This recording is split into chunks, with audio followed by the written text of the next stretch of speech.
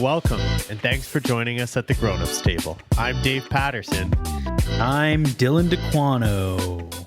This is the podcast where we talk to you about the shit that you probably should have learned, but you didn't. And that's not how that goes, but whatever. We're changing it up, folks. It's been a while. We're a little rusty. Yeah, it's so in case you guys didn't notice listening to those first 7 episodes, we recorded all those back in April and May 2021, and then we released them in July and August 2021. So we're talking about some outdated things. We're going to try moving forward to do them a little more recent. Today we're recording, it's August 25th today. Yeah. So we're hoping to get on a more regular recording schedule here. And this is our first one back. It's our first time recording since May. Yeah. So that's kind of exciting. Yeah. First time recording since the podcast has been launched. Exactly. And now we're like super famous. Yeah. Paparazzi outside the Huge Spotify deal. Yeah, big Spotify deal. Oh, speaking of Spotify, it seems like Anchor, who's our company that we upload shit with, they're having a real hard time getting us on iTunes. So we always say, rate us on iTunes. And so far, you haven't been able to do that, likely. So thanks for nothing. I guess that's the downside to recording months before releasing. Yeah, we didn't plan that. But yeah, anyways, you can find us pretty much everywhere else. Yeah, just Apple's being not the best partner. Yeah. So what's on the schedule for today, Dylan? Well, today we're meeting up with Jason DeJean. He's a portfolio manager and certified financial planner with the Wealth Building Group, Harborfront Wealth Management out of Burlington, Ontario. And why don't you introduce what he's going to talk to us about today? Yeah, we're going to go over pretty much investing for dummies, I would say. Yeah. Going to break it down. Talk about a lot of the things you might have heard people talk about, but not really understood.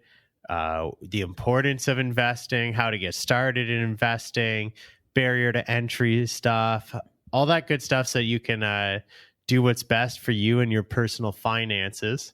And yeah, we're going to ask Jason a lot of questions, get his thoughts. We're not going to get into any specific investing advice. We're not going to tell you to go buy this or that or sell this or that.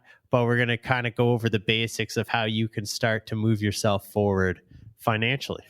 Yeah. So as Dave was saying, this is our disclaimer that this is not investing advice and just used as a guide. Starting off point, always make your own informed decisions when you're looking to invest.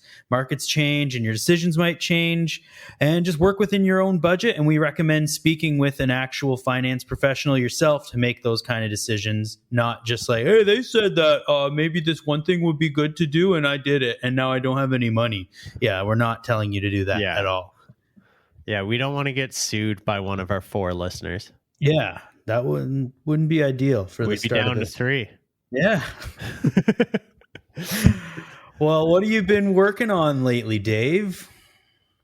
Well, I spent all last week putting new floors in my house. Dang. Yeah, it was about 9 straight days of as many hours as I could being spent on it. So it's a big job. Very happy it's done. Happy with the finished product, but even happier that it's behind me. Mm-hmm. Be even happier when the next Visa bill that it's all on is behind me. But yeah. So you pretty much replace all the floors in your whole house now, right? Yeah, interior, like I bought this place in 2018 and immediately renovated the bathroom. Then I started renovating the basement, which was unfinished. So I finished the basement. Then last summer, I did a complete overhaul of the exterior of the house. And now I've painted, floored, and put up new baseboard and trim throughout the main floor. So getting to the point where I'm running out of stuff to do. Yeah, there's that old thing where people have asked, okay, you have an axe. It's got a wood handle and a metal head. Now you've been using the axe, the wood handle breaks, so you replace the handle. Then you keep using the axe, the head breaks, so you get a new head. Is it the same axe? Is your house the same house? Is there any component of it? I mean, the bones are. I guess the bones are of that. You didn't quite... Like, much of it's the same. I haven't, the basement, I did some, like, tearing things down and rebuilding walls, but, like, I haven't done any structural work. You're getting close, though. Almost every other part of the house has changed. I was more making a joke. I don't think you... Honestly, I'm hoping to, like, sell this place before I start having to do structural stuff. Yeah, that's ideal. But yeah, it certainly doesn't look like the same axe. Yeah, for sure. So, yeah, pretty satisfying. Nice. Yeah, how about you? What have you been working on? What have I been working on? We're getting back to school. Emily's a teacher, if you all don't know that out there. So we had this minivan before that crapped out on us a while back. We were trying to go for the old dad van thing, but didn't last nearly long enough, unfortunately. So we were down to one car, but now that things are getting back open, Emily will be going back to school. We're going to need 2 cars again, so we're getting a new car. So we've just been sorting out a bunch of stuff with that recently.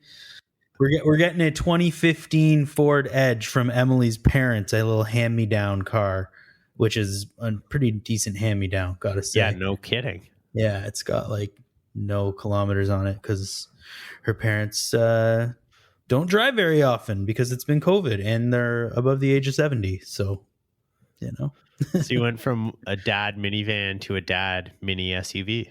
Yeah, I think you can still take the unborn children to soccer one day in that. Oh, yeah, for sure. Yeah. The real question, though, how many, and I want an actual answer to this, how many Tilly hats do you think you could fit in it? Ooh, I don't know. Like, can they fully collapsed or open? Let's go open, but you can stack them. Open, but you can stack them. I don't know. I gotta guess you could probably fit like, I don't know, like 30,000. I don't know. Like, I don't know how much a Tilly hat takes up. I think that's what we should do. We should buy a bunch of Tilly hats and then just drive around to like big events and park and take bets if anybody can guess the amount of Tilly hats in your SUV. Yeah, that sounds really expensive. By like 5 years in, we might break even. Yeah, we gotta have some good bookies for that. Yeah. Well, Dave, but while we're getting into this conversation before Jason joins us, how deep into the investment world are you? Are you a pro? Do you look at all the different stocks? Are you on the stock market? What do you do? I'm not up till 3 a.m. reading Reddit about stocks. No. Do you buy? I can pretty proudly say that, actually, that I'm not. Yeah, I started working right out of university. My dad quickly sat me down and stressed the importance of thinking long term right out of the gate and investing. I was focused on saving up for a house, but even talking about RRSPs right away when you're 23 and starting working, it seems very strange to like be thinking about retirement savings, but it was something that my parents were always on top of, and they're now able to enjoy an early retirement because of that. Yeah. So that was kind of a good example for me. So I started on a small scale pretty much right away.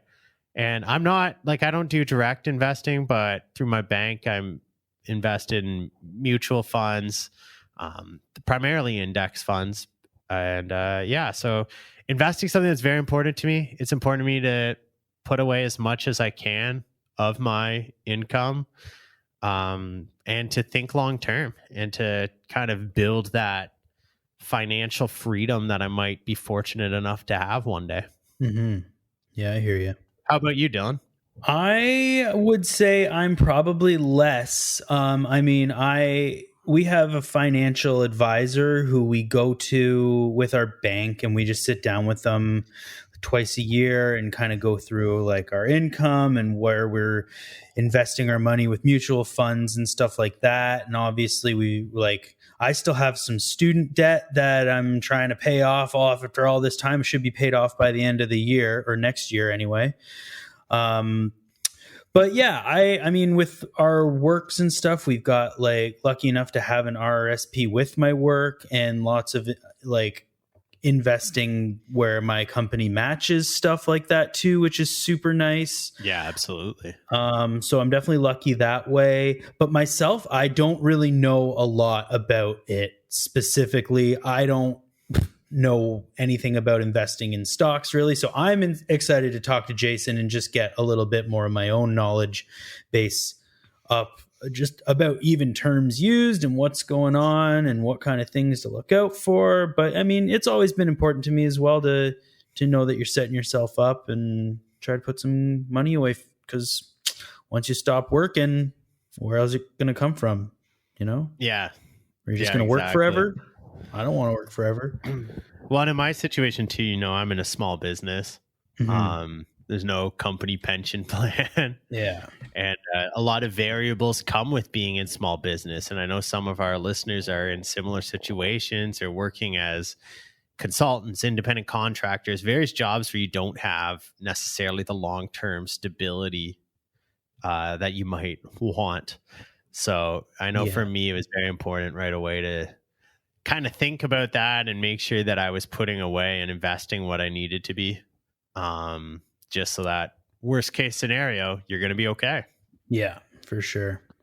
But yeah, it's exciting to have Jason on, and we'll get into it with him. And looks like he's joining us right now. Perfect.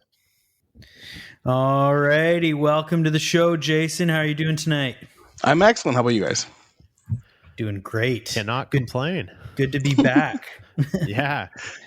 Yeah, we were saying on the intro that we actually, every episode up until this one was pre-recorded in the spring before we launched the podcast. Oh, wow. So this is our first one recording since we've launched. So we're shaking the rust off, getting a feel for it again. And yeah, we're excited to be here and excited to have you join us. Awesome. Yeah. I'm excited to be here. Yeah.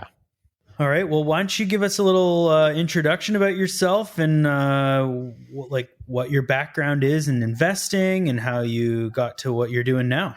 For sure. So my name is Jason DeJean. I'm a portfolio manager, certified financial planner with the Wealth Building Group, part of Harborfront Wealth Management. So it's a big, long title, but basically what it is, I help people with their finances. I got into it, it's 99, 2000 now that I was personal training back then, trying to do what is more, it actually seems more popular now, open up a studio, do those kind of things, training people in home.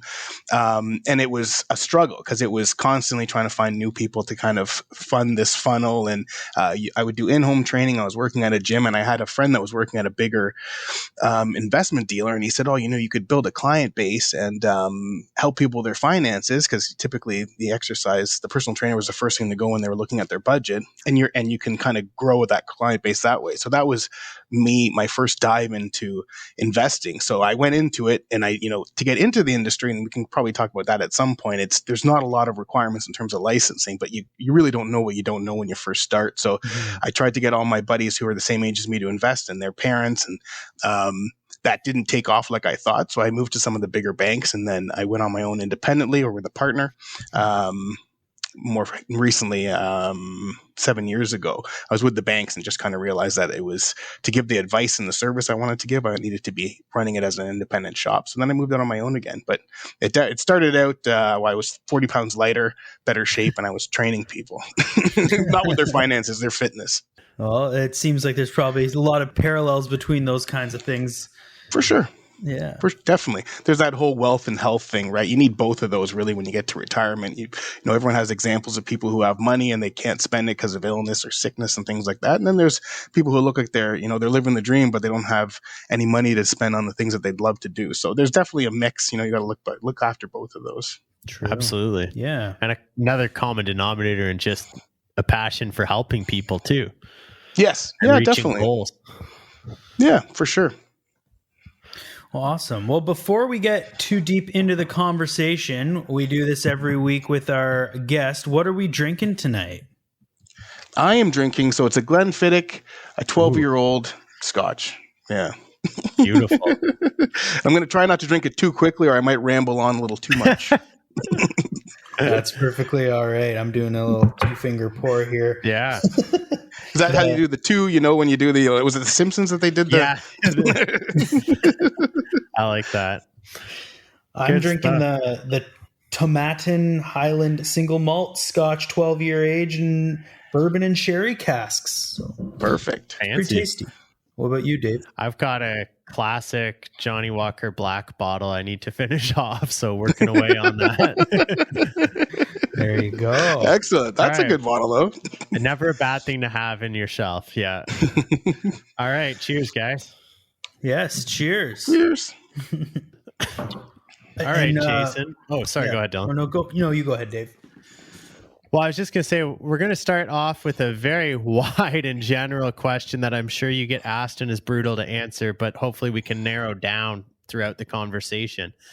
So our podcast is mostly focused for younger people starting out in adult life. Maybe they're post university, post high school, just got a job, whatever that may be. So what are some good ways for young people to set themselves up for future financial success? For sure. It's a great, so, I always typically will look at friends or family. If you have a teacher that's in there or a fireman, police officer, anybody with a public pension like that, and you think they've got it made, they're going to be retired at 55. How did they do that? What's the secret? And, any client that I talk to that's younger, there is no magic. What they're doing is putting away from day one. Imagine you're 24 and you get a job teaching, and from that day, you're putting 10% of your pay away. And you can't touch it. You can't take it out for a home buyer's withdrawal. You can't take it out for an emergency. You can't take it out for spring break. There's nothing you can do. It's getting put away, invested. And then you're drawing from it at 55 or whenever you choose to retire. So it's starting early and it's staying committed and staying disciplined to it. And the problem if you don't have that pension is really accessibility. And I know, when I was 23, 24, there's a million different ways that I could move that dollar. And a lot of it wasn't me saying, let me make sure I put that into my investment account or my RRSP first. But, there's other factors in there also now is the cost of housing. So if you're looking at buying a house, it's hard to find money to save up this big lump sum down payment and save for retirement. So there's definitely, you're trying to figure out what to do with your dollar, but it's starting early. The power of compounding really is magical, even with small amounts, and it's keeping that habit and staying with it. Yeah, absolutely. Yeah, I heard a long time ago, someone's like the difference between if you start investing at 20 versus when you start investing at 30, by the time you're like 90 years old, that's going to be a huge difference between all those years there, depending on when you retire and stuff like that. Yeah, for sure. It's massive. And what's hard is when you do, if I come across the 30-year-old or 40-year-old who's behind, it feels very defeating to hear, okay, well, you're behind, you got to save more. And you think, why am I even going to bother? Right. So you've got to put that aside and still just tackle it and get at it. That's the best thing you can do. Right. But obviously, time, you can't get time back. So starting early is the best thing to do. Given that, what would you say to someone who maybe is a little bit older and they really haven't started putting any money away? Would you say you got to try to do 15% of your pay or 20%, or like everyone's in a different scenario, obviously, and depends on where they're at, but for sure. Yeah, no, that number is going to move up. So if you're looking at, can a pension plan giving you, roughly 25% of whatever, the average wage is, and you want to replace that, it's going to go up every 10 years. You got to get an extra chunk of money. 10% is going to move up. So it becomes very difficult. So what you really want to do is put together a plan of some sort and figure out where you're at. I look at making sure, if you do have a company plan, are you maximizing it? I'm surprised to this day the number of people who have free money from a company and they said, I just don't have money to make an RSP contribution with my company plan. Well, what they might be matching you every 3% you put in, they're going to give you 3%. And that's 100% return you're just giving away. So there's some things like that you got to make sure you're maximizing. I also look at even like when we're talking about home ownership, debt, mortgages interest rates are low, and they're going to be low, in my opinion, for the foreseeable future. So maybe not rush to pay down the mortgage the way my parents might have because they had a 17% rate, and maybe look at putting those contributions to work for you because you're going to get a tax refund. So there's a whole bunch of sort of planning that goes in there, but it's really making sure you just get at it, but be smart with the money that's available to you. Absolutely. And I think you mentioned it, but one of the things that is obviously so critical when we talk about starting young, And I read a book recently that talked about it, and they said like Warren Buffett, I think something like 95% of his net worth came after his 65th birthday. And the Yes. reason is just compound interest. Yes. So Yeah. And it snowballs, right? Yeah, absolutely. So like everybody kind of knows what compound interest is, but just how important is it to understand that when you're young? Yes, yeah, no, that's like Albert Einstein, and that's part of the the government's talked about introducing finance courses into high school, and it really it's important, right? Because I remember when I went to university, the first thing I got when I went to campus was a credit card, because that's if I signed there, I got a T-shirt and a credit card. I had no idea how it worked, but I knew it was money that I didn't have to ask my parents for, so it was already it was easy to use, and that compounding interest. So if you there's a rule of 72 where whatever you divide 72 divided by whatever your rate of return is how long your money's going to double.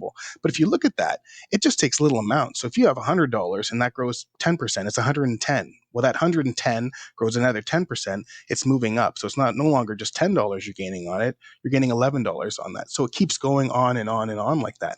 So that's when you're talking with someone like Warren Buffett or seniors, they end up with this big bulk of money that's still growing. And it's really amazing once it gathers some steam. It's tough, again, when you're younger, because in the beginning you think, well, that $100 grew to whatever. Let me just pull that out because I can get 4 cases of beer and we're going to have a, whatever we're going to do. But it will grow. And it's also important when I was talking about the education piece that the same thing works with debt. So when you have small amounts of debt that you're kind of just leaving and it starts to add up. And that's how you see that people get into debt pyramiding when they think, I had this credit card and I don't know how it got so out of control. Now I don't have $8,000 to pay that credit card off. And now that becomes a focus because that's a higher interest rate. So it can work for you or against you. You definitely want to have it in your corner. So by starting to invest early and keeping your expenses as low as possible, it makes a lot of sense. Yeah. And that's a good maybe segue into another question that we wanted to talk about, was just when you have debt, like let's say you have a little bit of credit card debt, you've got some student debt, you've got a mortgage, maybe you got car loans. That adds up and might feel overwhelming, especially if you're like, oh my, like I'm just starting my first job and I've got all these things to pay.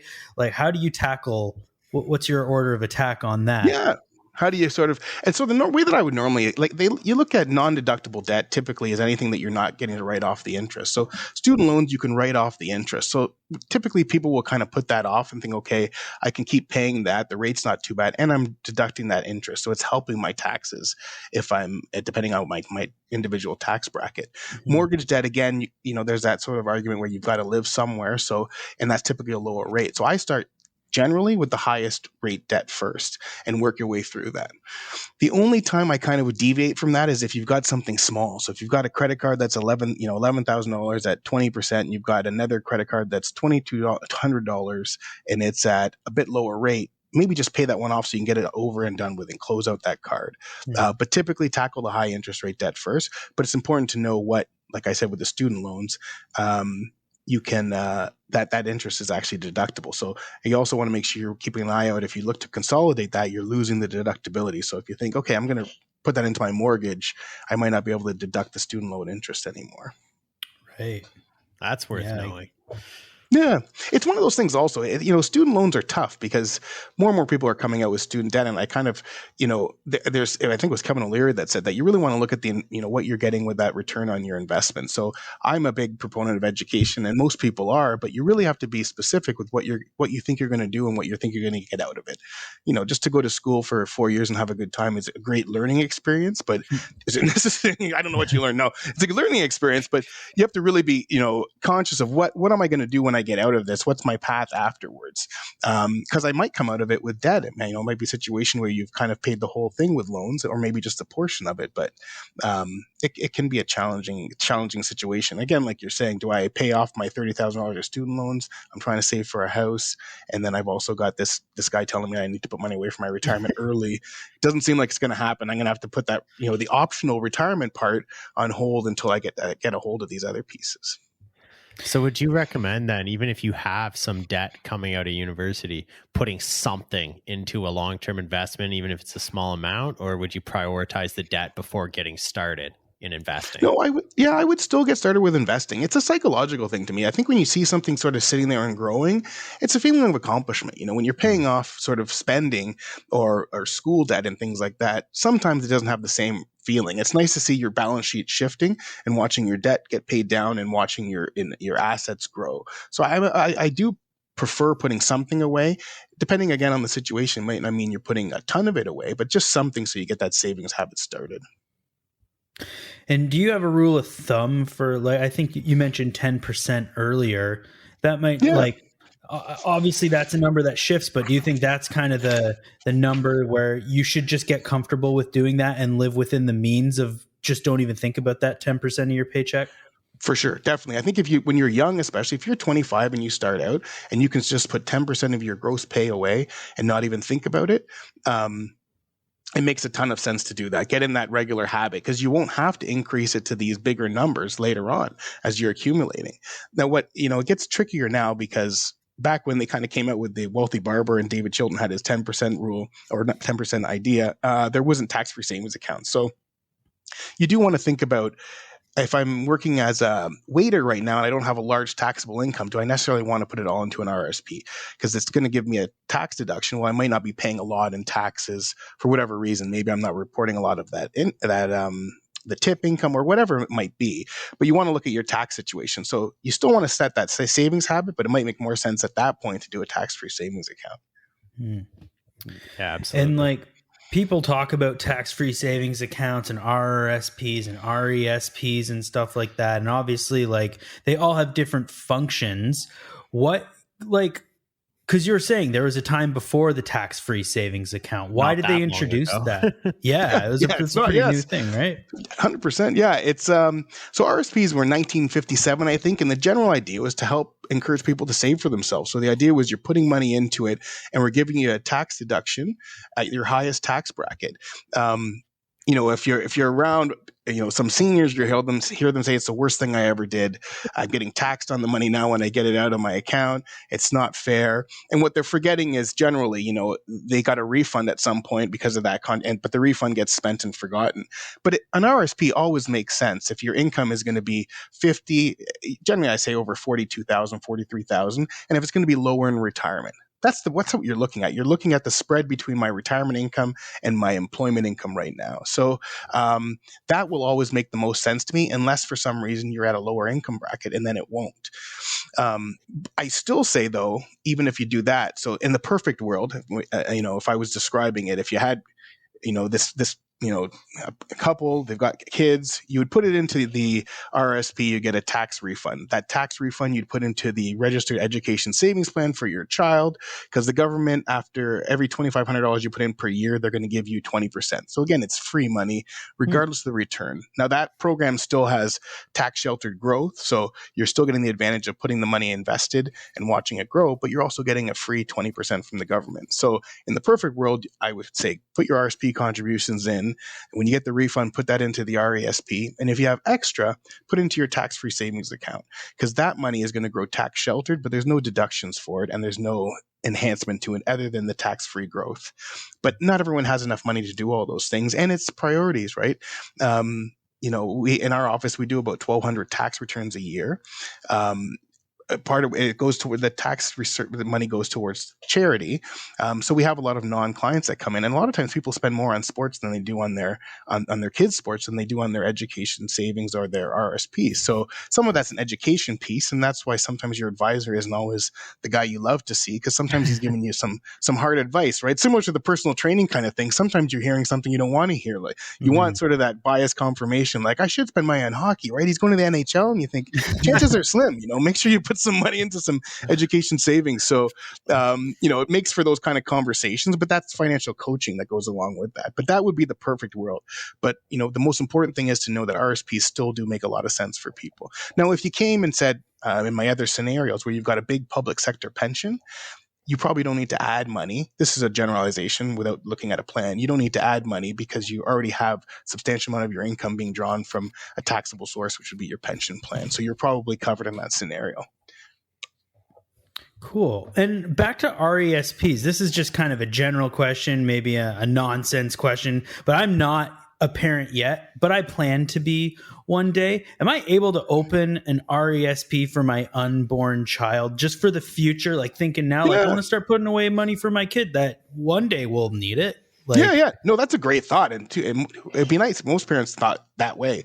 You can't, unfortunately, because to open it up, you need a social insurance number for your child. But if you're not utilizing your tax-free savings account and you want to get into that habit, open up a tax-free savings account for yourself. Start stuffing that money in there. And as soon as as soon as you do have a child and the plan's open, then you can start moving that money into that where you're going to get the grant and stuff like that. Okay, cool. Yeah, that's great. So we've talked about the different, TFSA, RRSP, RESP, the accounts. Now, when you have that account and you want to put money into it, there's generally, a few options. You can put a savings deposit, you can buy mutual funds, GIC, whatever. So can you walk us through kind of what it looks like to put money in and kind of the pros and cons of the different ways of doing it? For sure. Yeah. What I look at it is, depending on the advisor you're with, if you're licensed with a securities dealer, you can sell, or based on the advice you give, you can offer to any client any product. So you could be a high interest savings account. It could be a Bitcoin ETF. It could be a mutual fund of some sort. So it really comes down to the client's risk and what they're looking for. So I look at time frame and the rate of return you're looking for. My thing is never take on more risk than you need to for the desired result. But at the same point, it's educating clients on what amount of risk they're going to have to take in order to get their rate of return. Because everyone says, I want no risk and the highest return you can give me. So, and you're right, it's wide open. You could buy an individual marijuana stock. And we've all known people that said, I got into cannabis 6 years ago and I paid off my mom's house and I bought my own house. And you're like, let me get into that. And it's not, the environment's not the same anymore. So that is, a single stock, highly speculative risk that's involved there. And then there's something like the Horizons Marijuana Index that has all the major producers in there. That's a little more easy to manage. So if you said, I wanted some exposure to marijuana, you can kind of look at that one as a way of getting some exposure. So it really comes down to risk. The way we develop portfolios, the way I typically do, is based on the way Canada Pension does or Teachers Pension. So we utilize public equities, which would be the stuff that trades on the stock market every day. The RBC, all those things you see on the tickers, the symbols floating across, and then some private stuff. So private debt, private equity, that would be, usually it's priced a little monthly, so there's less volatility and it kind of smooths out the ride, so to speak. So that's how I typically mix it up. But again, we it changes depending. I find with a lot of younger clients now, they're looking for more environmentally conscious. They don't want to be involved in oil and gas a lot of times and different things like that because that's just not where they want to put their money. If they can get the same return, they'd rather keep it in something that's a little more socially responsible, which makes a ton of sense for a lot of people, right? Yeah, absolutely. And you kind of mentioned it a bit there within the context of marijuana stock. But something I've gotten really fascinated by lately and been investing more and more in personally are index funds. I feel like not many people know what index funds are or what the value of them is. So could you walk us through a bit what an index fund is?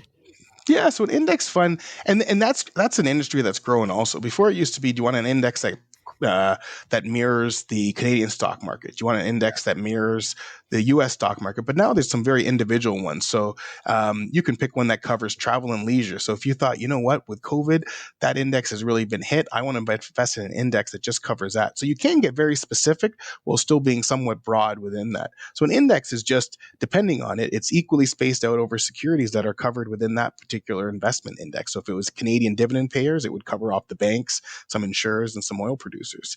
And typically, not always, you're going to see less cost than managed funds because there isn't a portfolio manager necessarily picking the stock. There's more or less, sometimes with an index fund, there's someone managing the allocation, but they're not picking individual stocks because the index says what they're going to hold.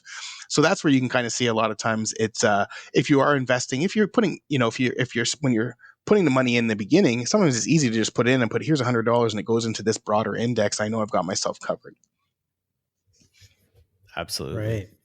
Did you find, this is probably late newsworthy now, but why wouldn't we do anything different on this podcast? When all a couple months back when all these meme stocks were being bought, like GameStop and AMC and all these things that seem to be like negatively impacted by COVID, and like people just like kind of buying into them, it seemed, because no one was, and everyone grouped together, and it was kind of inflating the values. I don't know if I have that right, but that seems like 100% you've got it. Yeah. So it was that whole sort of Wall Street bets. Let's kind of blow up the market, and we can. It kind of shows. And when I say that we use public and private stuff, that's the public market for you. So at any given day, as an example, RBC. If you look at RBC, you may say fundamentally, or an analyst may be on the news telling us what it's worth based on their balance sheet. But what it's really worth is what you are willing to sell it for. So if you get a whole bunch of people saying, we want to buy, we want to buy, we want to buy, we want to buy, and pushing the price up, it's inflated over what its fundamental value is.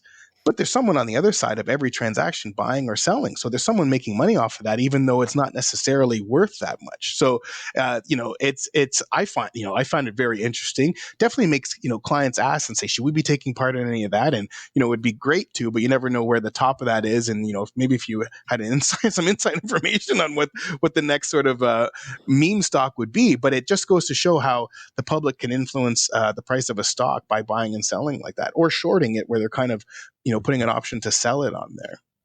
Yeah, personally, I always feel by the time I hear about something like that, it's too late. Don't buy. Like by the time I'm there, we're probably pretty close to the ceiling. Yes. You know what? And they say that just in general, since I've been in investing, it's sort of like when everyone's talking about it, when your neighbor's saying, hey, did you buy any of that?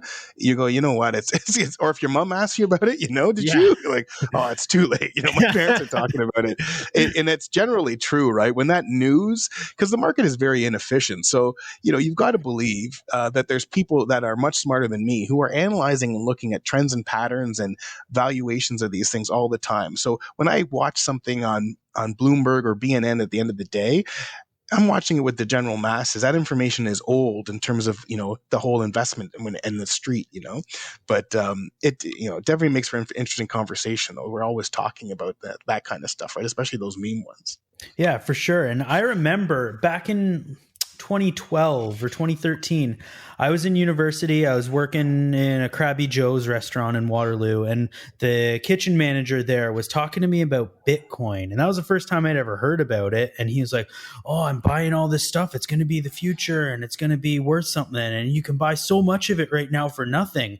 And I've seen like flyers of things back in the day where first prize was like $400, second prize was like 25 Bitcoins. And it's like, if you look at it now, second prize, like how much is that actually worth? And yeah, like you guys are saying, it's just too late now to get in on that kind of thing. And maybe it's not. Maybe like, because I've got friends who are like, oh, you still got to buy in the crypto and you got to follow what's going on in the crypto. And maybe we can get into that a little bit too, because that's something sure. I'm not super familiar with. And is that something that you deal with a lot in your industry right now? Yeah, definitely. People talk about it a lot more, right? So you're definitely seeing, everyone, a lot of people are asking about Bitcoin. Should I get into it? And like you said, you've got neighbors. I've got lots of friends that'll walk up and say, I've got this much I've bought 3 different cryptocurrencies. These 2 are out of California. They're up this much. My caution with that is that, personally, I don't, and I've, read a bunch of stuff and listened to a bunch of stuff. I don't understand fundamentally. I don't doubt that at some point the technology seems the way of the future. Blockchain, Bitcoin, all those kind of things, I do believe will have a place in the future. I just don't know what it looks like right now. So it's hard to put client money or my own money in that right now. Mm-hmm. Because I think there is going to be some big winners and losers. And like you said, you see, the guy you knew at Krabby Joe's, he's probably got, look at what this is worth now, if he held on to it. And then sometimes they'll say, well, how do you get that into your account? I don't really know how to get into my bank account yet at this point, but I'm pretty, but on paper. So it's, I think that, there's a lot of money to be made and lost. There is a couple of companies now that actually have ETFs, to your point with the index funds, the ETFs that track Bitcoin. So investors can take part in that a little differently and on the open market and kind of buy and sell. But you do see a lot of great fluctuation. A couple of weeks ago, they were talking about it going down to, $30,000 or $20,000. And then now I see there's conversations about it going back up to 100. So it's a lot of sentiment driven, whatever Elon Musk might say, it, could change the whole course of action over the day. And it's, yeah, it's challenging. I don't know exactly what it'll look like. I don't know if the government gets their hands on it and then they change it all around, and then, you know, maybe the gains are made just before that, and then that's the end of it. But I find it challenging to kind of have client money in there, but it's definitely something that people are talking about a lot. Yeah, you have to have pretty high risk tolerance, I think, to go for heavily sure. down that road right now. And for me and my friend who's always trying to convince me to get into it, I'm just personally scared, to be honest. I'm like, I don't know about, like, this is something I don't know anything about. I don't want to just start investing. And he's sending me all these like documents and things. And I'm like, oh, this almost seems like a cult, but like, it's not. It's like, it is though, isn't it? I don't know. Yeah. There's believers and non-believers. No, you know, it does feel like, no, I know what you mean. And that is another thing that has forums, and a lot of guys, you know, are talking about it all the time. So it's you know, it goes down to what the purpose of the money is for. So if you've got 25,000, you want to buy a house and you're thinking this might double in Bitcoin, I wouldn't put it in there, because you need your house money to be there, you know, that next year or whenever it is that you're looking for that house. If you're looking at putting $2,500 in just to say you got a toe in the water if this thing goes to $1 million, and that's, you know, excess cash for you, you know what I mean? Then maybe it's an okay thing, you know. But yeah, it's yeah. I think it goes back to what you're saying. Don't ever invest more than you like are able to tolerate, right? Yeah. Or you can risk giving up, I guess. Exactly. Casino rule. Yes. Yeah. Exactly. No, for sure. So one thing, you know, we've kind of talked a bit about what you do, obviously, but I feel like whenever I turn on the TV, I see a commercial, whether it's Quest Trade or something, where they're trying to say that no fees means everything. And I've always kind of thought, okay, but unless I'm really smart about what I'm doing here, it might be worth paying a little fee for somebody smarter than me to help out.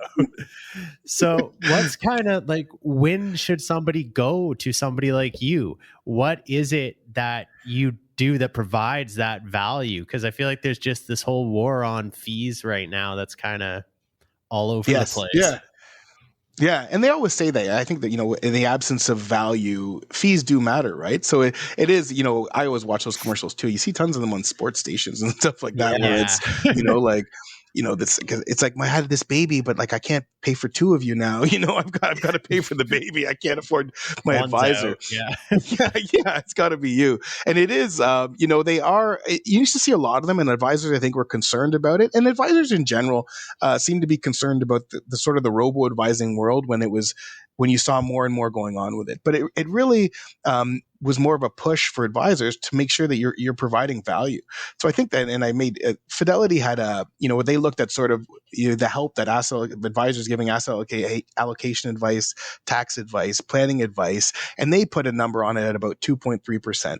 Is that entirely correct? Like, I don't know, you know, I can't say for certain, but there is some things when you're planning, even if I gave you some tax advice where it saves you, here, put this, if you came to me with your tax return and we said, put this into your tax return because it's going to lower you in just above the next bracket, maximize your refund, and then we're going to put it into this fund or this investment that I've picked that's got an excellent track record. There's value in that advice. So, to just write out the fees, it's like saying, you know, get Tim Hortons instead of Starbucks. If you take that difference away, you're richer. Well, you are, but maybe you've had the different experience, right? So definitely, I think it makes sense. Usually young people seem very cautious about coming to see advisors. And I think it's because you feel like I need to come to an advisor with a portfolio, a big chunk of money. Or they feel like, I don't want to talk to the guy that's talking to my parents all the time because we're in a different age and stage and he doesn't understand me. But I think it always makes sense to have the conversation. There's different avenues. And that might be me suggesting, you know what, let's just get you started with the tax-free savings account until you get that next pay increase. And then we can look at putting that into the RSP, but I can get you started with that. And the costs aren't necessarily as big as people might assume. There's a lot of different ways that we've kind of adjusted our modeling to handle all types of clients. So I think every client can utilize advice, and arguably younger people need that advice even more, because you need to hear, you need to start putting 10% of your income away. Let me take a look at your will and power of attorney. We don't have one. Well, you know, you own a home, you don't have a will. We need to look at your will. Do you have insurance? I think I have some through work. Well, send me what you've got at work and let's review what they have and see if there's any gaps in there that you should be aware of. So that planning is important, especially for young people. Yeah, absolutely. Yeah. And like, So I was also talking to another friend of mine recently, and he said that he started seeing some sort of financial advisor, and basically they just give them everything that they've got in terms of their money and just tell them all their income and all the way that their money is spent and all their benefits at work and like everything like that. And then their advisor, I guess, takes a percentage of them, but then manages everything, does their taxes and stuff like that. So I didn't really understand that before when people were talking about advisors, because I like the only advisors I'd ever gone to were like the one at my bank who you just set up an appointment with and they're give you some advice like that. Is that something that you like do, or can you like go more into like what that process looks like? Yeah. So when you're working at it with a bank advisor, and that was me for years. If I sold you a mutual fund, there's a cost to that mutual fund. And you kind of alluded to the fact that you're looking at index funds at reducing costs, but there's a cost to the mutual fund. So let's just say on average it's 2%. Well, 1% of that is an advice fee. And that's going to be with the majority of mutual funds you get sold in the average bank branch. So 1% is for advice, and that could be tax planning, whatever planning, but it's limited in a branch because they can't talk about taxes or insurance because of the Bank Act. So you're already kind of limited there. And then the other 1% is typically for RBC or TD, whoever it is, to look after the investments themselves. So usually it's about 2%. And that, I always say it's important for investors to know exactly what they're paying. You need to know the returns you've got net of fees and what you're paying. And I'm not, it's not to knock what the fee is, but it's to make sure you're just aware, because that's your report card for your advisor. If he keeps saying, I'm getting 2%, you made 3%, so the math's not working out, and he's told me my plan says I need 6.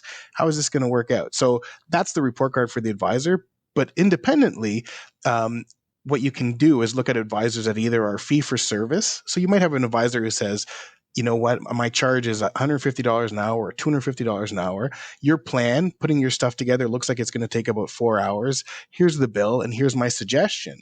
With that, the concern is only, your next step is usually, how do I implement this? So can someone help me with that?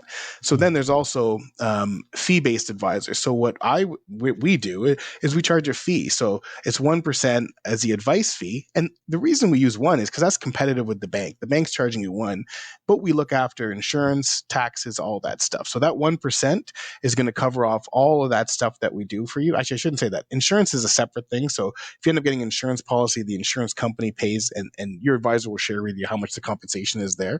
But that 1% is visible to you. So you can see every year, here's what I've paid my advisor, and it's separate. It's not embedded, as they say in there. But that's typically what you'd see. And hopefully if you're looking at independent channels, they're looking after everything because they don't have those same encumbrances with the bank. What I found with a lot of the larger banks, and I've been at a couple, is just, and it might be your experience or might not be, it's a changing face. You always see a new person in the branch. There's no continuity. So if I work on your plan and you said, I want to buy a house, I'm looking at having a baby, here's my goals, and then we review it, I call you every quarter, or I see you next year, and then I'm not there. And you said, well, this guy told me I was going to get 8%. We're at 7%. How do you hold me accountable if it's a new face? And then maybe the new person says, oh, I would have put you in this investment. Let's switch that investment. So you're not getting the same consistency of advice, which I think is really key. So typically I like to, not that obviously it's the channel that I'm in, but the independent channel, people get to run their business where the relationship is built over a number of years, not necessarily over, months or shorter term. But those are the 3 ways of paying. You either pay an embedded fee, or you're paying a fee-based, or you're paying a fee for service, where you're kind of writing a check for whatever plan they're putting together for you. Right. And if somebody goes to a financial advisor for the first time, whether it's through a bank, because for many people that just seems like the easiest route to take and it might work just fine for you, or through an independent source like yourself, what are some things they should ask that advisor in that initial meeting to kind of get a sense of if they're looking out for their best interests and what their knowledge level is? For sure. So you want to look at designations. You don't have to have a ton of them. Being a CFP, a certified financial planner, has a governing body. So you know that they've done some education around tax planning, insurance planning, investment planning. They're covered off there. There's a bunch of different other designations you can have that are great to have, but that'd be the basic ones you want to look at as a financial planner. And to be clear, like there's account managers, and then there's, senior account managers, but the financial planner is who you want to be dealing with when you're actually doing planning. And I'd also look at licensing. You want to make sure that they're actually licensed to offer you because you may say, what do you think of this stock? And they tell you, I'm not a fan of it. Well, that's because I couldn't sell it to you anyway. So you're putting me in a situation where I've got to move. I can't do anything with that money you're offering me. So just making sure that they're licensed. And also, you can also check the Canadian Securities Association and see if they've got any issues with their licensing, any complaints against them. All that kind of stuff is open if there's been any issues with the advisor. So for me, as an example, I'm licensed with IROC, which is investment regulatory, and I can sell stocks, bonds, all those kind of things, but I'm also registered as a portfolio manager. So what that allows us to do is in some situations, we can open up what they call managed accounts. So that could be where you say, you know what, you know what you're doing with this. Do whatever you want. We don't need to call you every time we make a trade in the account. It helps with efficiency because I might be able to do a bunch of trades on these type of accounts very quickly because we've seen a drop in Air Canada and we want to buy it or whatever that particular holding might be. We don't necessarily have to reach out to the clients. We may still have a conversation about why we made that change, but we can do those. But being registered as a portfolio manager carries a higher fiduciary responsibility than a regular investment advisor. So you're allowed to do those kind of things because at the end of the day, your feet are held to the fire if you make any kind of mistakes in judgment in terms of the client's risk tolerance and things like that. Yeah, that's something I think maybe is an interesting topic. Are there repercussions if an advisor gives poor advice that like basically the client ends up wasting their money, or it's like, you know, you have your own risk tolerance and you took a risk by going to see someone and they gave you the best advice that they could at the time. They don't control the market. So for sure. Are there repercussions though if something like bad goes down? Yeah, so typically you'll see when you open up an account a know your client type document. So you're going to go through something that's going to involve a risk questionnaire. And a lot of those are very canned, but at least it gives you the ability to have the conversation about risk, how you quantify it. If you gave me $100,000 and it went down 10,000, are you trying to strangle me? You're like, no, that's okay, 10,000. Well, if it went down 20,000? What if it went down 10%? You know, sometimes you view percentages differently, right? You think 10% is not that much, but you know, if you put it as a dollar figure, or if it's $1 million and it's down 10%, you think that's $100,000. That's a lot of money. So it's making sure we have a lot of conversations, a lot of documented conversations about your risk, but there still is the ability for you to put forward a complaint. You usually go through the dealer that your advisor is with, and then it would roll up through their licensing. If you feel that there is something where you said, listen, I told you never to do something like this, or this was not the conversation we had, and then it's up to them to prove that you did have that type of conversation. And that because you know, sometimes investments go sideways, and it's easy, you know, now it's difficult because we've kind of been in this quasi bull market since the financial crisis in 2009. So everything's gone up, but when everything comes back down is when you see the most number of complaints, because conservative changes for people when everyone else says, what did you do last year? I did 18%. Well, I'm conservative, but I want to get 18% also. So there's some big conversations in terms of risk and stuff like that need to be documented with the client. And sometimes, to your point, it's also clients, you know, if my 80-year-old dad says, I want to get into some Bitcoin. Dad, there's a lot of risk involved with Bitcoin. Well, I want to get into it. You can't handle the risk with Bitcoin. So sometimes, even if not necessarily my dad, but, you know, you want to have those conversations with people where you're talking them off the edge, because risk is easier to take when everything's moving up quickly, right? Mm-hmm. Yeah, absolutely. But yes, you can go through a complaint process, usually through the dealer, through their compliance department, through their chief compliance officer, and then they'll roll it up through then, and then they're held accountable to that. So there can be repercussions. Right. And we've just been, chatting about your risk tolerance and stuff. And how do you do you have any sort of formula where you kind of assess someone's risk tolerance? It's a pretty broad question because everyone is at a different place. But let's say a guy comes in, he makes $50,000 a year, and he's got a mortgage, and I don't know, they got a couple grand in the bank and some stuff already just in mutual funds. What's that client profile? How do you give the advice on what maybe is their risk tolerance, or is it just up to the person?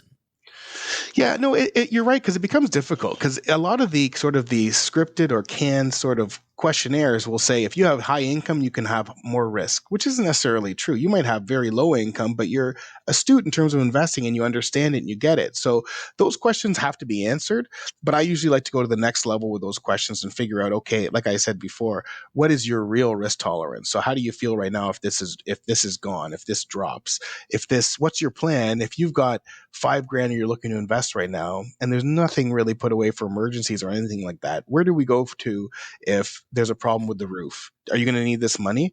Well, I might. Well, then we can't really take risk with it, even though you're willing to, because you might need this sooner than later. It's also part of your emergency fund. So it's the conversation that needs to get had and documented to really figure out what someone's risk is. Yeah, absolutely. I know there's a book I read recently called The Psychology of Money by Morgan Housel, who's a writer I really like.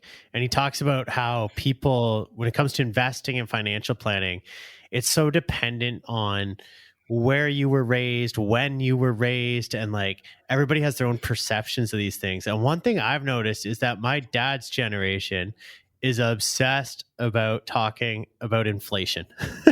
And I guess, and it makes sense because if you look at their lifetime, they've seen pretty crazy inflation. And I know coming out of the pandemic, there's like, you've got the guys on the corners of the streets, so to speak, with megaphones screaming about it too right now. So is inflation as big a concern for us now as some people believe it is, or is it something that we don't need to get super caught up in at the moment?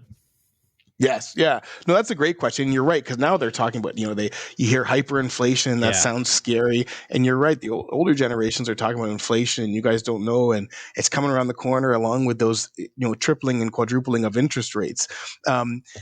My opinion is that, the two biggest factors that are affecting demographics, there's just not the spending that happens with the senior population. And there's a huge bunch of seniors. If I look at my parents as an example, the amount of spending drop off that there is astronomical. So we're not seeing that. And there's also automation, despite what we might have heard from like Donald Trump and stuff, a lot of these places and factories have switched and the labor costs are a lot less. And sadly, those jobs are pushed out, but it's just not the same. There's, I think Domino's has got like a self-driving delivery system that they were, I see commercials for. There's just a change in that kind of thing. So I don't think inflation is going to be as scary as it is. You pull out individual outliers and you look at the price of gas, and I think last year it was 74 cents and now it's $1.35.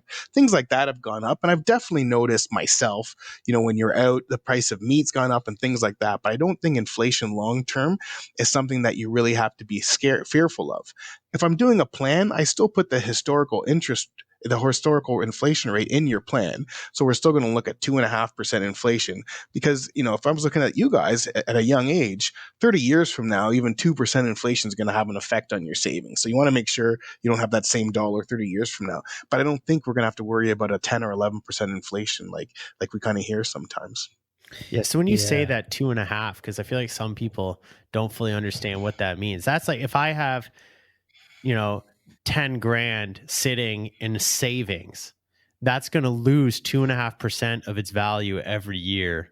You got it. Inflation, yeah. Correct? Yeah. Exactly. Yeah. And that's why even when they say with investing, if you look at short-term rates, if they, they'll talk about whatever the 10-year U.S. Treasury is at 1.3%. So its real return is negative when you factor in inflation. So that's why even when when you talk to parents and things like that, if you look at a GIC and you think, well, I'm getting 1.5% on that GIC. Well, what's inflation at and what's your tax at? Because that's bringing your real rate of return down.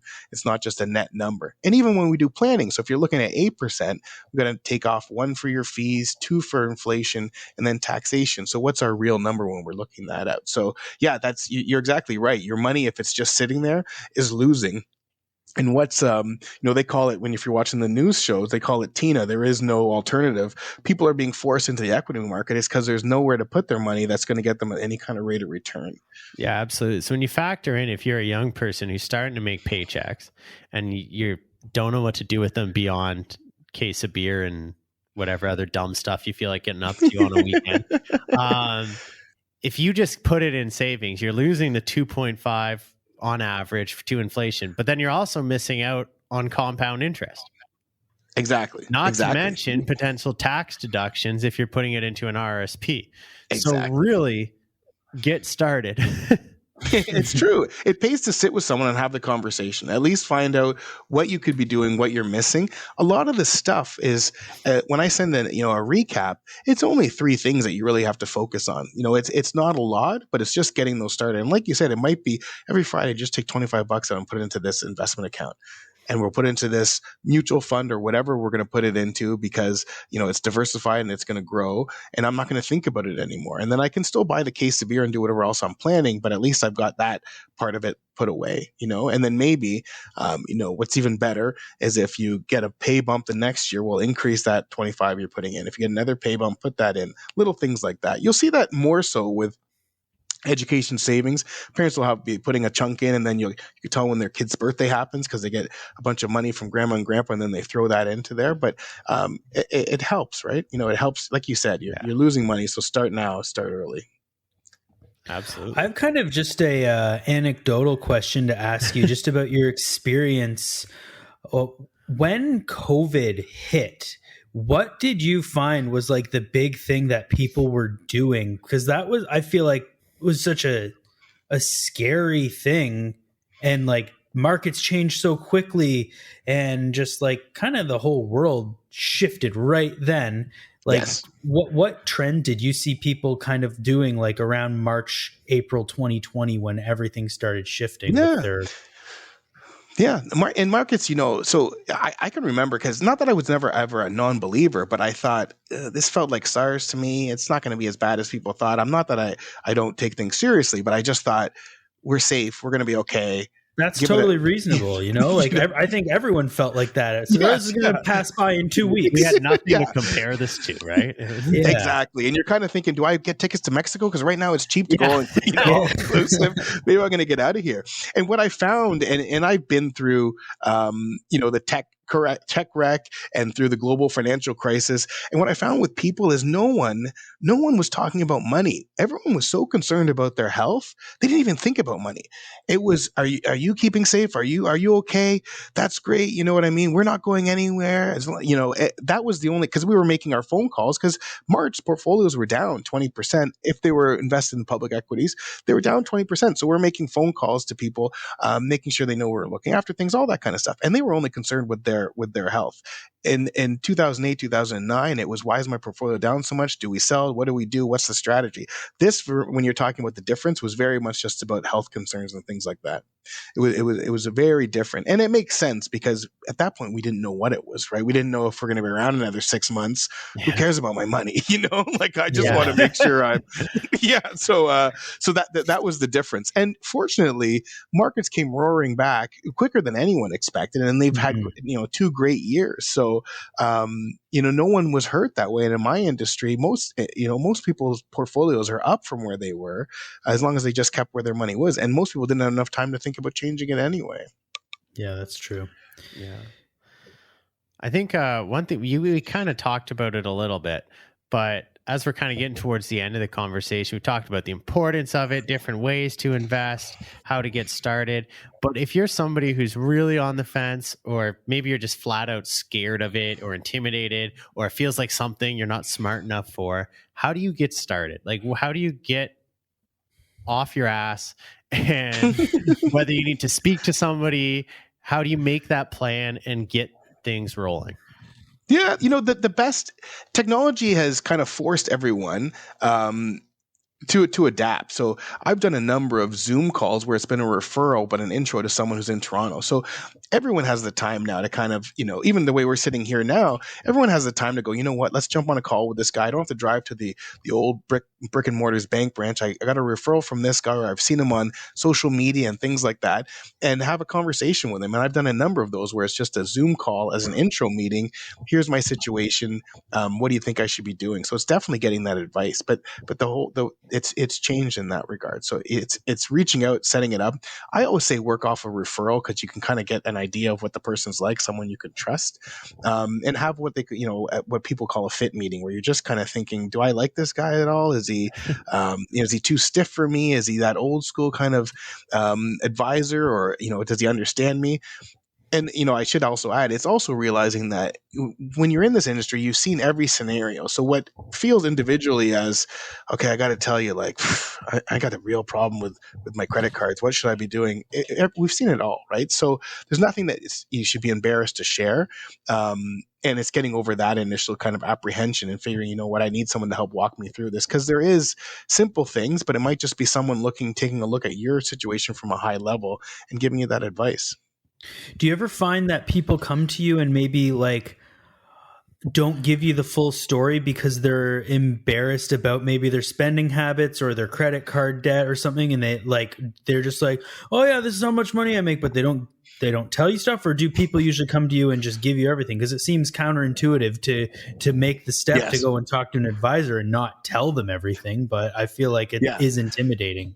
100% you're correct. So sometimes it helps. And by doing people's tax returns, you see a lot of information there also. But you're right. People tend to kind of leave off, well, I've got this extra, I did this, I'm thinking my age, this Leon's, don't pay a cent thing that's coming up at the end of the year or whatever it is. I don't even know if that exists anymore. But no, you're right. And sometimes that takes a while for that conversation to happen. Or sometimes it happens easier when I do, you do a recap of the conversation. They might feel more comfortable sending an email saying, oh, by the way, I've got this and this and this in terms of debt. It's not, that's not that face to face. But I do think the video helps because you're not necessarily kind of sitting in the person's office. I think it was for me. One of the things I usually heard was that it didn't feel as bad talking to you when I was working at a bank branch, because it's intimidating. You go in and someone's wearing a shirt and tie, you've got a meeting time set up, there's an agenda on the table, and you're there to talk about how you've been overspending, and they can see your bank account like it's all Uber Eats and and weekends out, and you're like, okay, I got a bit of a problem. How do we get a handle on this? So it can be intimidating. So it's finding a good fit, and it's kind of neat. Even with you guys doing this podcast, you'll see a lot more advisors doing little social media things where there's little blurbs that help people to get sort of a feel for the kind of advisor they're dealing with before they see them. And I think a lot of that stuff helps in terms of getting to know you before they see you, so they know how you operate. Because like you said, there is this air of, this guy only deals with people with $1 million. Why is he going to want to talk to me? But like I said, those typically everyone needs a coach, right? It's whatever level of athletics you are, you need a coach. So, and that's exactly what the role is. Yeah. And it goes back to what you started with before when you were working in like fitness and I keep thinking training. of the parallels. Yeah. I'd never even thought about it once before, because they do kind of seem like different realms, but they are very connected, and people do need sometimes that little kick in the butt because I'm sure a lot of what you do is telling people how to change their lifestyle, because like you're saying, Uber Eats every 3 nights a week is maybe not the most sustainable method for your money. Or it's putting your goals in perspective. If you're looking for this, it's doable, but here's what you need to make sure you're doing. So do the Uber Eats, but make sure you're putting $100 a week into your registered savings plan, so you've got that looked after. And it's your own peace of mind. Then you're sitting there and you don't feel as bad because we know we're looking after retirement. This is okay. We're okay to do this. We're not kind of kicking that conversation down the road. And it goes with a lot of things. Like I said, I'll usually talk to people about having a will, power of attorney. I think it's like 40% of the population that has a will. It's another one of those things where you think, do I want to talk to a lawyer? How do we make people more comfortable with that conversation, just to get something done so that they have their wishes put in place in case something happens to them, right? Absolutely. And that's also not something I've ever really thought about talking to your financial advisor about. Is like, I'm in insurance, so I see people all the time where their executor of their estate hasn't been established or something, and they've passed away, and it takes forever, and then they've got this house that's being insured, and it's just kind of in a limbo for like a year and a half until things get figured out, because they've never done that. But you're saying it's a good idea to get that in place and talk to your financial advisor about for sure. Those kinds of things. Yeah, definitely. Yeah. And that's one of the questions I would always ask, is just, you have one, if you need a referral to one, and what are you looking at? Because, there's personality wise, there is people who might be a little more relaxed when they're going through their will process with you. It doesn't have to be this stodgy sort of, process that it seems to be, Mm-hmm. Yeah, we talk about the perceived barrier to entry, and it draws me to another parallel between health and fitness and finances, and where you have people who don't think they're in good enough shape to go to the gym, or they're embarrassed and they don't want to go, and that they have lack the confidence to go do the things they need to do to be a healthier, more confident version of themselves. And then in reality, nobody at the gym cares who you are, what you look like. They're all doing their own thing, worried about their own shit. So yes, you're 100% correct. Finances, it's the same thing. If you go into a financial advisor, they'd rather you be there getting that coaching, helping you get on track, than sitting at home ordering another Uber Eats delivery saying, what's the point? So don't be like scared of looking like an idiot. That's a part of the process. And if you're listening to this podcast, then clearly you're either somebody who's started on this road or is thinking about starting on this road, because I assume if you're completely uninterested, you never hit play. So, don't be afraid to make that phone call on that first step. Yeah. And that being said, if you are a listener out there and you have been buying lots of Uber Eats, I have been too. It's got me through this whole. I wasn't criticizing. I'm not that big a hypocrite. I'm just. They're not a sponsor, but maybe. Well, you know what got me by was thinking that at least I'm helping the local community. I'm feeling like I'm supporting the restaurants. I'm like, do I have to support them that many days a week? But I'm doing my best. Yeah. All right. Well, we're pretty much at the hour mark now. But before we go, are there any other things that we didn't touch on that you maybe, or just some parting advice before we get to our final question we always ask? No, I think you guys hit it in the nail on the head. Just get started and start doing it early, and don't that barrier to entry, just make it happen. That, I think I had it before, just that Nike thing, just do it. Whatever is kind of getting in your way, send the email.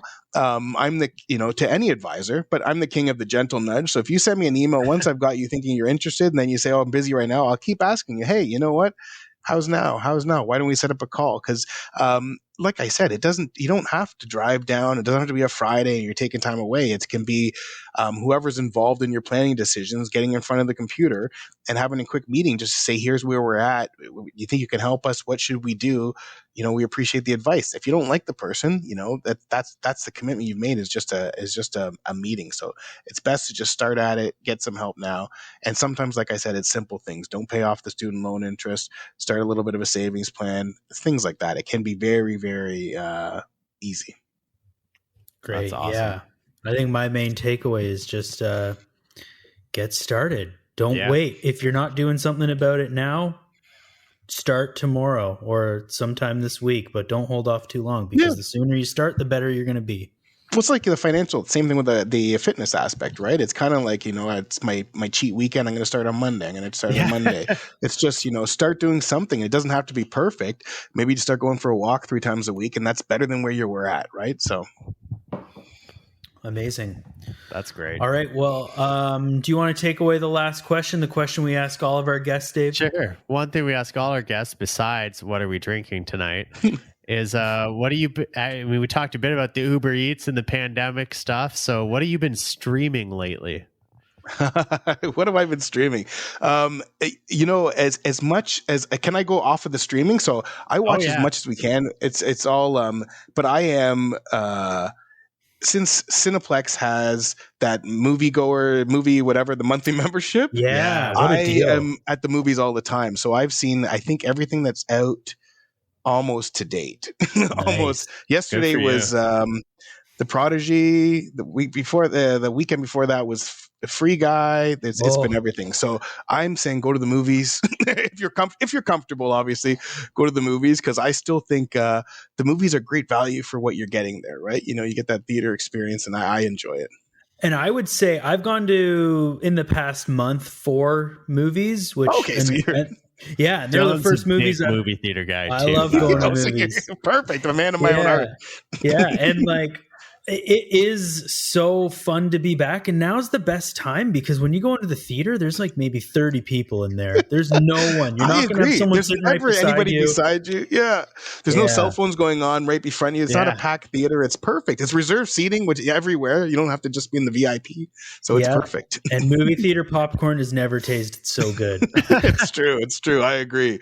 So that's what we've been watching here. That's awesome. Good for you. Nice. I saw Free Guy as well, and it was just such a fun movie. Ryan Reynolds, just always is so captivating and everything, and he's hilarious, and I would see it again. Yes. That would be my recommendation as well. Yeah. I don't know if you guys, you can tell me if you agree, but he seems to me always to be the guy that I think if I met him, he'd like me and we'd just hang out and we'd have a great time. You know what I mean? Yeah, and I feel like everybody thinks that about him, which is like a statement to his charm. Yeah, like when you have that guy who everybody thinks they would be best friends with him, then that's just a really cool guy. Yeah, 100%. Yeah. Big fan. What about you, Dave? It's been a while since we've chatted about it on here. What have you been streaming lately? Man, so I this time of year, I'm always like trying to finish stuff up because I know I'm a huge sports fan and I'm about to hit that point in the year where I've got both baseball going into the playoffs and NFL starting, and my TV watching gets shut down for a while outside of that. So I'm trying to wrap things up. I'm a big fan of the History Channel series Alone, the competition show, and that I've heard good things about that. Yeah, that just wrapped up last Thursday night. So yeah, that was cool. That was an awesome season. What's the theme of that one, just for the listeners if they haven't seen it? It's kind of like Survivor, but real Survivor. So they take these contestants and they drop them literally on their own, and they're all survival expert type of, you've got a lot of like hunting guides and people like that. And they get to bring 10 items in a pack, and they get dumped in this location. So this year they were in Lake Chilcotin in BC. Last year they were up on Great Slave Lake in the Northwest Territories in the Arctic. And they film themselves, and it's whoever lasts the longest wins. And you have a radio, and you can tap out at any point. And they, you eat what you hunt or fish, and you build shelters, and they're all pretty incredible. And what amazes me is just the absolute mental toughness of these people who you see they're like 2 months in and they've lost like 30% of their body weight and they're still just going at it. And they're starving out there. It's freezing cold. And they're, as the title of the show suggests, alone. And there's a lot of mental aspects of that too. So it's definitely, if you're into outdoor stuff, it's a fantastic show. But yeah, it's a pretty cool show. It's tough. There's some very tough folks on there who will make you feel like crap. So you got to be able to tolerate that. Because when you see like some, 50-year-old lady just scaring away a grizzly bear because it's trying to take the deer she shot, you feel like shit. Like, I'm sitting here, the laziest son of a bitch. Like, so with my you got to be able to handle that. But yeah, awesome. All right. Well, I think that's going to wrap up this one for us tonight. But thank you again so much, Jason, for joining us this evening and just giving us all this insight on what you do and how to get involved in investing your money and why it's so important. And yeah, it's been an awesome conversation. Absolutely. Well, I appreciate you guys having me. This is what you guys going here is really pretty cool. It is the concept is great. I love the advice on there and stuff like that. It's a great idea. Awesome. Appreciate it. I'm glad I could be part of it. Well, thanks again to Jason for all of his insights on investing and so much more. We'll share some links, so please check him out on Instagram and online.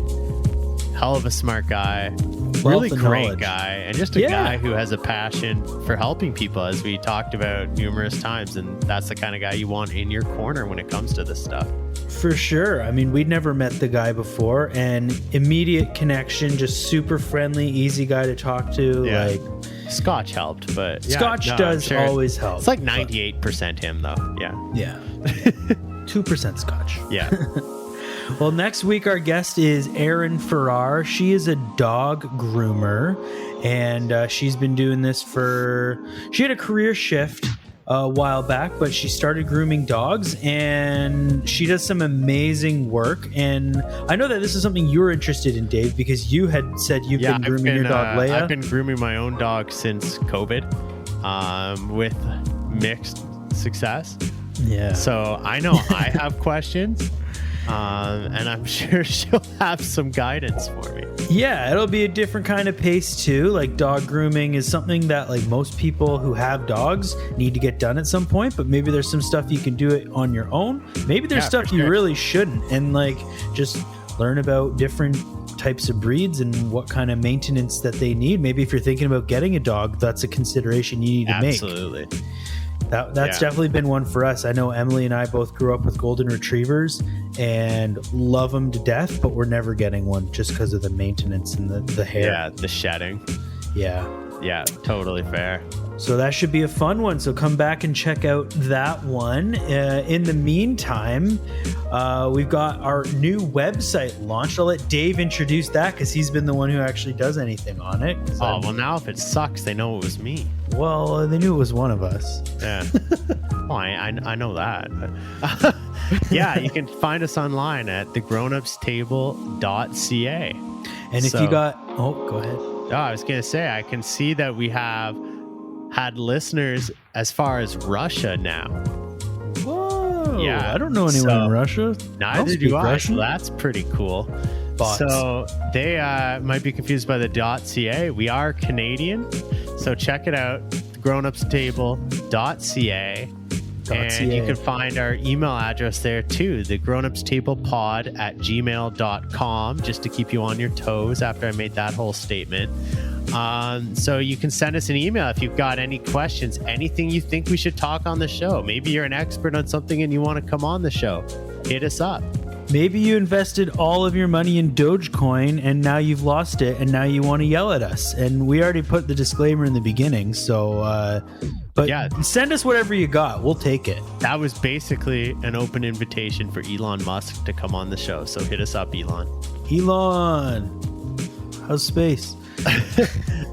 All right. Well, you can find us on Google Podcasts, on Spotify, on YouTube. Hopefully soon we'll be on Apple Podcasts and other platforms like that. But pretty much most places you look for your podcasts, we're there.